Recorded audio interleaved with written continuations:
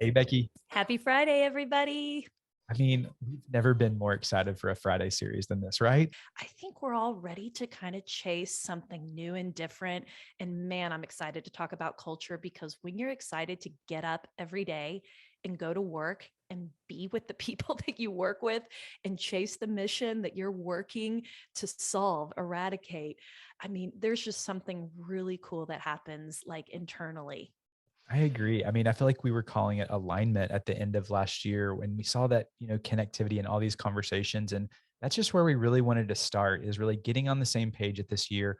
We're calling this series the 8 trends that matter in 2022. And there's really, we're going to take weeks to unpack this and we want to do it in a certain way that truly just sparks conversation. We believe in the power of community, and community is showing up and having difficult conversations, seeing each other and learning from each other. And that's what this is all about. Is we want to bring up some topics. Some of them are more disruptive than others. Some of them are going to make you a little more uncomfortable than others, but all of them are going to push you toward accomplishing more mission, taking care of yourself. And so we're going to start this week with Culture Matters. And I have to tell you, we have a rock star who is on the podcast today. And so, John and I really want to make this practical for you. We want to hit the high level things that we're seeing. We want to give you some pro tips. We want to give you some case studies because we don't want it to just be theory. We want you to go and follow some of the organizations and individuals who are living these ideals out loud. But our expert is going to come in, and it's Aila Malik. And if you have not heard Aila in her previous episode on the podcast, you better just buckle your seatbelt. So, something that I really love about Culture Matters, if you really prioritize this, is that if you start to think of it as like a magnet, because not only are you going to be able to attract and keep the type of people that do align with the values and the type of culture that you're creating that connects with your mission, but it's also outside of the walls. Like, how is it driving and bringing donors into a place where they feel seen for the values that they uphold in their own life? So in so many ways, there's a lot of reasons why we wanted to start here, because it is core to just about everything that follows. And so I think getting this right, investing time, investing money into creating this type of vibrant culture is just paramount right now, more than ever. I think what I really like about what you said there, John, is the equalization of starting to look at everyone that matters and not just your top donors. You start to look at some of your early donors. You start to look at those that are coming in with modest gifts. It's like getting to know somebody for the first time. And when you start seeing those people, and whether they're donors or vendors or corporations or maybe even your own staff, something really special happens when everybody feels like they have a voice and that they can be seen. And so we want to walk through a couple of people who we think do this so well. And John, like, we could not have this conversation without talking about Mark Miller and Ted Vaughn at Historic Agency. Yeah. So you got to go back and listen to this episode that dropped last season. But Mark and Ted are really pioneers in this space of recognizing that the only way to build a brand that really matters, that stands out, that is paramount in today's culture is by baking the culture into your brand. And that means how you show up on the inside is how people are going to see you from the outside, and vice versa. And so, really working on that, it becomes a deeper level of brand. I think social media made this really prevalent too, just because you get called out all the time for inauthenticity or inequity. And it's growing more and more so that when you invest in making that really a clean, beautiful, transparent culture, it is going to attract more people. So they wrote a definitive book on it. And we've been so excited. We were able to give away 5 copies this week on social media if you were following that effort. But this book, you've got to get it into your hands. It's called Culture Built My Brand. So in their book, something that really stood out is just this idea that there's a way to break through the inertia, to engage your team that drives better results, attracts a tribe of loyal customers, or in our case, donors, by tapping into the greatest driver of our brand success, which they say is your internal company culture. And in this time when there's so much transparency and people have a microphone and they have the ability to use their voice, what happens on the inside is going to get outside one way or the other over time. And so I love that they're leading edge on this, following the playbook of what a lot of the best cultures in the business world are using, like Southwest Airlines or something like that, to really apply into the nonprofit space as well. So dive in here. There's so much good to be had. Oh, I love Mark Miller and Ted Vaughn's ethos just on culture being completely baked into absolutely everything that you do. And another one that I want to lift out that I think just does a beautiful job of this is Thankview. And you guys know we love Thankview. We love their product, we love their people. And I really think it's because their culture is so incredibly vibrant. We have done what you've just said, John. I mean, it has drawn us into this incredible company. And they've done a lot of things that I think are just hallmarks and things that we should be shooting for. JD Beebe is their founder and CEO. He's a dear friend, and he is so vulnerable and authentic and people centric when he posts, when he's in person. I really encourage anyone to go back and listen to JD's episode that we had on the podcast. It feels like a millennia ago, but I think it was a little over a year ago. But they've done a couple of things that really make their culture seem incredibly vibrant. I remember their giving back program. They gave each of their employees, and at the time, I think it was probably over 40 or 50 employees, $1,000. And they said, here, go give this to a cause that is important to you. And it was triggered by the murder of George Floyd. And they saw that their staff was struggling with that. They saw that there was really a reckoning that they wanted to come in and be supportive of their staff. And so some of the staff gave to racial justice issues. Some of them gave to issues that were very personal to them and their family. And then they story told through it. It was just beautiful to watch it unfold. But the one that really was poignant to me is that JD had a really powerful post on LinkedIn about miscarriage. And he talked about, what people experience in miscarriage. And he gives quotes and thought leadership. At the very end, he talks about his own struggle and what his wife has gone through and how Thankview implements 15 days of paid leave for any woman or partner experiencing miscarriage with additional time as needed. How wonderful do you feel like you would feel about your organization when they come in and support you in that way? Culture matters. It endears you to the organization, to the people, to its leaders. It creates a space of safety and inclusivity. And I think from there, the harmony and the vibrancy, the innovation and creativity can just explode. And there is no one who knows how to tap into all of these pieces better than our guest today, Aila Malik. So we want to introduce her to you. For anyone who is a rabid fan of the We Are for Good podcast, you heard Aila come on and talk to us a couple of months ago. And when we stand in her aura, not only do we just feel so much hope, but we feel so much alignment and promise that we have in the sector, that someone truly understands the 10,000-foot view of how to make nonprofit, how to make a for good organization feel vibrant, how to make every single person feel seen. And Aila is that person. And she is the CEO and founder of Venture Leadership Consulting out of California. And she is an attorney. She is a nonprofit executive. She is one of the world's greatest moms. And I say all that because I think it's tone setting in the way that she shows up. She has such a breadth of knowledge, such a warm heart. We love everything about the way that you walk into leadership and into organizations with a heart for humility, for compassion, and you are an incredible listener. And I love when you walk in and you say, I am not the expert. You here in this organization are the expert, and I am here to listen and lift up. And that is what vibrant cultures need. So I'm delighted to have Aila come into our world, and let's talk about culture. Welcome, my friend. Thank you. What an awesome, I always love your intros. I need to save them for bad days. So thank you, Becky. We will be your forever hype team. So I want to talk just about how you work through leadership and getting vibrant teams pulled together. Why do you think that culture is sort of the epicenter of where everything flows down into all good things in our sector and into our organization? Yeah, I love that you guys are doing a series on culture. Because so when you take a step back of what is culture, right? Culture is what we see is acceptable behavior or star behavior in the organization. And that normed star social behavior comes from the organization's values, right?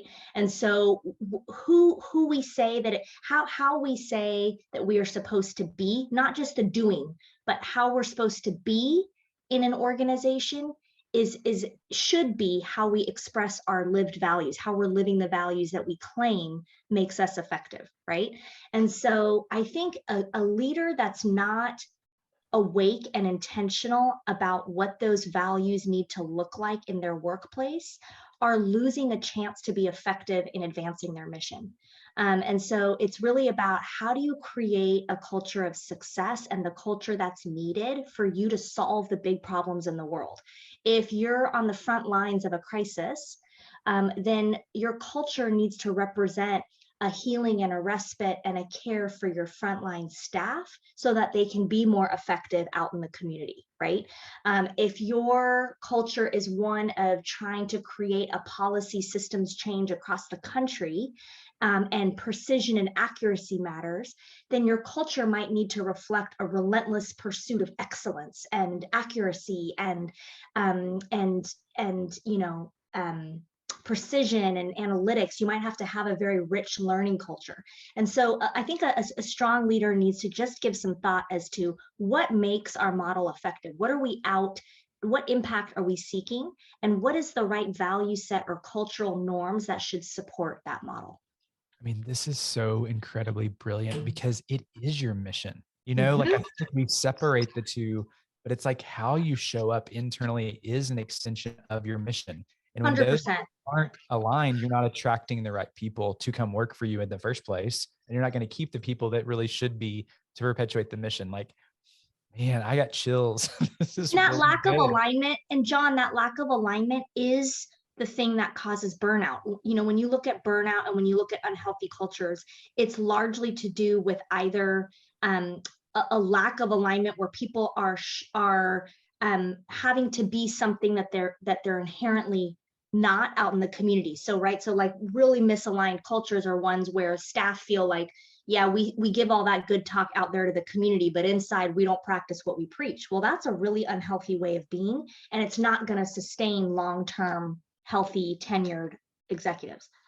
And I love that you did this tone setting, even just with the core value piece. And it's really a challenge of self-reflection. And I think that the things that flow from core values and of everyone being seen and having this sort of vibrancy, then you can start infusing DEI into every part of your culture. And equity becomes a core value as well. This is going to lead to this authenticity and vulnerability, not just what we say like out on the outward facing piece, but internally. And that becomes a thread of our heartbeat. And then we just start that's going to lead to more emphasis on mental health and balance. Right. And this is how, in my mind, we start to claw back from where we're sitting sort of in the depths of just the grind culture and this burnout. And I really feel like what you're saying has such resonance. And no matter if you're a really big shop or a small shop, and it works to me, it's applicable in for-profit, not-for-profit, social good. And so what kind of advice would you give let's talk about the leader first, because that is your bailiwick. And what are some practical tips that you could give to leaders today that they could start implementing to start infusing this kind of a culture into their organization? Yeah, I mean, I think when I look at organizations that have really strong cultures, usually it's very easy to spot strong cultures in founder-led organizations. We give founders a lot of grief in some ways for being too founder-centric or founder dependency or founder transitions, but there's something that we don't give them enough credit for, which is the ability to set and create cultures of success for a particular mission. And part of that comes from pure creativity and belief, just a strong conviction and a belief in what it is that we are out to do. So I think as a leader, the one place if you've inherited an organization, if you're not the founder, a real clear conversation that I think we all have to have with ourselves is, what is my core belief? How strongly do I believe in this mission? What needs to be true in my staff, in the workplace culture, in the model, for me to go out and evangelize the heck out of this thing, that we are really up to solving a problem of inequity and injustice. And if you can really almost like preach from that place, you will have the sway and the influence and the inspiration to lead cultural change. And you can rely on your staff and ask them, well, how does this belief express in our workplace? What is it that we need to be effective in solving our mission, right? But I think as a leader, ask yourself, do you really buy in to the organization you just inherited? Do you really believe in the staff and that we can possibly solve and end this problem and make ourselves obsolete, the proverbial work ourselves out of business? Like, what has to be true for you to just claim it and be like the founder that evangelizes the staff and the community and rallies around your cause? And if you can get to that place, some really magical things can happen. Man, you're preaching to the choir. I am loving this conversation. And I think looking at the founder is really an interesting perspective because they bring a level of passion that's unmatched. But I do think, you talk so clearly about humility and leadership. Yep.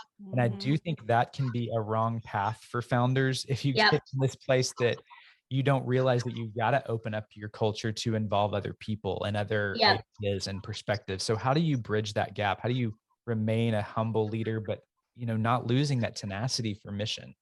Yep, I love, thank you. That's a great check. If you're someone who's a founder who already has that conviction and the belief, then the inner work you have to realize is that you're one person. And if you really believe that this can be solved, you have got to create sustainability, which means inclusion and creating a space and a voice and a platform for other people to take what you've started and like make it better than you ever could have, right?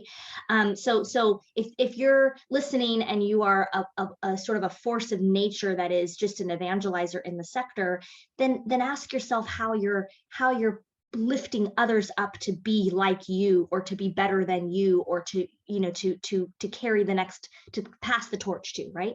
If you are someone who which is really hard to come into an organization as a second or a third and sort of take the gauntlet and carry on, then what needs to be true inside of you to really claim and stand in your center around the ability for the organization to do this and your ability to lead them there, right? So I think you're right to say it's humility and self-compassion too, right? So how do I really say, like, I am up to something. I'm standing in this position and I have some incredible ideas and belief as to how we move forward. So standing in both in service and in championship of others and of yourself in your own leadership.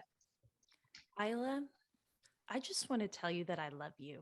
I mean, you, the way you talk, you speak with humility. Like I see this in your company. I see this in your brand. I see this in your thought leadership in LinkedIn.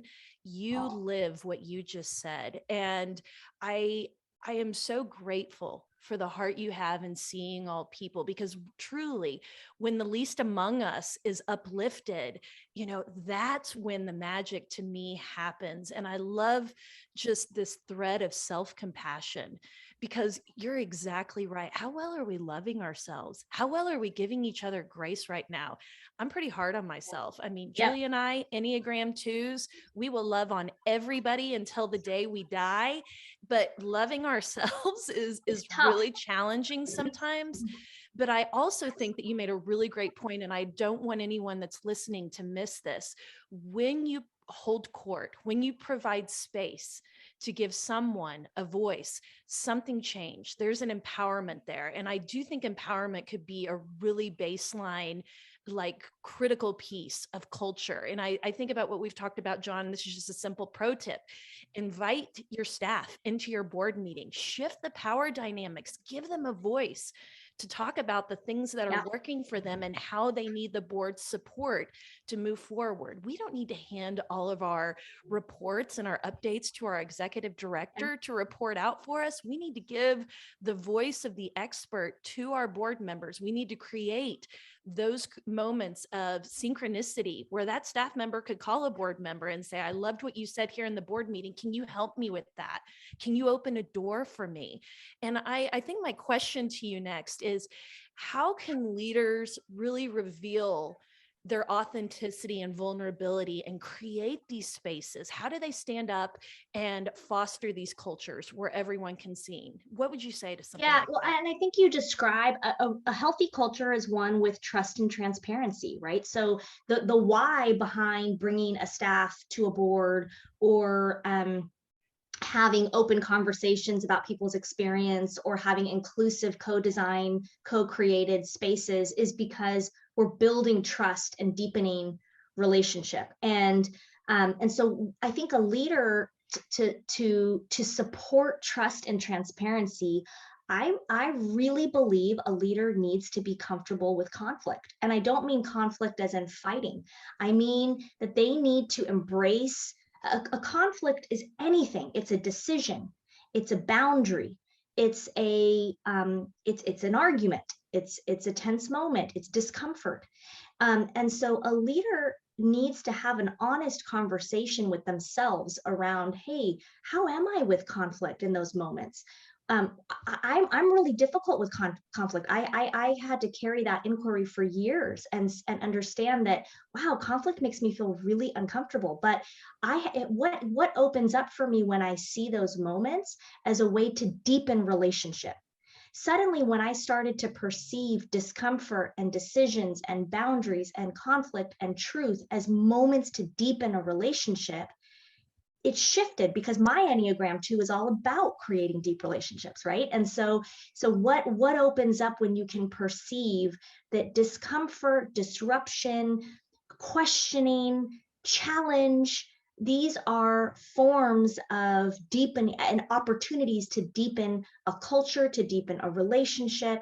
What happens, when you get I hate it and I love it when you've ever been given a police ticket, a speeding ticket, and I find myself thanking the officer. Thank you. Have a great day. Why am I thanking the officer? They just gave me a speeding ticket, for God's sake, right? But it's because you had this great interaction, and for me, I've apologized and said, oh, I really missed. I shouldn't have been doing that, and right. And so if we as leaders get comfortable that actually we should give ourselves a validation pat every time we have been in uncomfortable situations and moved it forward to deepen trust or relationship or ways of being with each other, then we're really up to something in creating cultures that are going to be healthy and sustaining, and not always easy, but they're going to get our mission done. They're going to be impactful, I think. Sorry, John. You have to embrace conflict. Are you uncomfortable with this conversation? No, I'm under my desk right now, but I mean, wow, there's been so much that you've brought here. And I feel like we're wanting these conversations to be real implementable, to start conversations. That's what we hope, is that you listening today would go to your team and just start a conversation about this, because that's how we're going to process through, how do we really implement these into our life and our world. So give us one good thing, Aila. I know it's hard to distill, but what's a starting place that anybody could do today? Yeah. Create rituals. That's my one good thing. And what I mean by that is look for the nuggets of building culture, and how you can start is always going to be in the places of unknown and uncertainty. So it's going to be staff transitions. It's going to be crisis. If you've had a client that's passed away, or a real crisis that your organization has dealt with, we just got this great dream gift, and this great amazing board member, whatever. How are you creating rituals around departure, around celebration, around crisis? And so I would have that's a really rich place to set culture and to express your values. Putting staff together and say, how do we honor clients when they pass? Do we have a candle that's lit every time? Do we have a grief session? Do we have a memory board? Or how do we celebrate really awesome unexpected wins? Do we all go out and do a pizza party? Do we do, how do we celebrate and honor people that leave our bus and go and do some other great things? What does that look like? How do we onboard people into our space and into our family? If you can create some rituals or some fun ways that you celebrate transition, I think you are really on a first step to creating a super strong and awesome culture. Do you Holy want to know why smokes. we called Aila to talk about culture? That was like one of the best one good things ever. And I want to piggyback on that and with your own words and say, co-build those rituals. Yes. Co-design those rituals together. Make that an exercise where everybody has a voice. And I have to tell you, the thing that's making my mind explode the most, and I've never heard it, is celebrating somebody who's leaving. And that is how you become a place where everybody wants to work. Because when they leave, they say, from the moment I walked in and the moment I left, I felt cared for. I felt safe. I felt like everybody was rooting for me as an individual, not for what I could give to this organization. Boom, head exploded right here. Thank you, Aila. Yeah, thank you, you guys. I just feel like culture is not, there's no right or wrong, and culture ebbs and flows based upon the people that are there. But if a leader, whoever the leaders are, set of leaders, can hold really strong intention, the intention is simply, we want a healthy, sustainable place where people are seen and valued, so that we can build our mission, or so that we can solve our problems, so that we can be impactful. That intention just needs to be fully expressed. And then, to your point, other people get to own rituals and fun ways to express that with each other. And I think it's a really beautiful thing. And then you've created a culture that is so vibrant and so warm that you're starting to draw incredible talent to it. Yeah. And that is when our missions will take off. So listen to Aila. Please go find Aila on LinkedIn. She has a really, really strong thought leadership process where she dives into stuff like this all the time. Please follow Aila. And my friend, thank you for making time. Rooting for you and your sector. I'm so glad you pour your heart in to nonprofit and social good. We're just blessed by you. Thank you so much. And thanks for having these great dialogues, mental health, culture. You guys just picked some really awesome series that that go outside just your typical fundraising and operations for nonprofits. So I love your podcast, and always a huge fan and eager to help you guys whenever you want to discuss or riff on anything. Thank you. Thank you, my friend. Honor. Have a good day.